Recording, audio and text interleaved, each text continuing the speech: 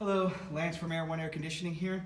I just wanted to show off one of our duct systems that our lead installer Lucas designed, and we're almost done with it. We still need to mastic seal it up, so that hasn't been done yet, but mainly I wanted to show the design.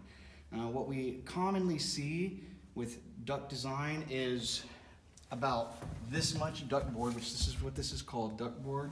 We'll see this much ductboard and then flexible ducts running all off throughout the whole house. Well, that's not correct. That's not the way they're supposed to be designed. This is the way that they're supposed to be designed. What we have here is a transition that comes off directly off the supply to a branch right here. The reason we have it tapered like that is so that the supply maintains air pressure and velocity into the duct system. Then we branch off this way. You see that all of these are at 45-degree angle turns instead of it being a 90-degree turn.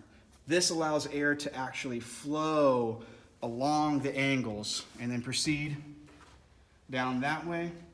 And you'll see right there, he had to make an angle down branch to get under the plumbing, which he executed perfectly. And then at the very end there, 24 inches away from the end, we'll have a couple flex duct runs going to feed the master bedroom. And then if you bring it back this way over here, there is another angular branch that runs at 245s down that way, and then that runs down the length of the house. So no flexible duct line in this house will be longer than 10 feet, which is great.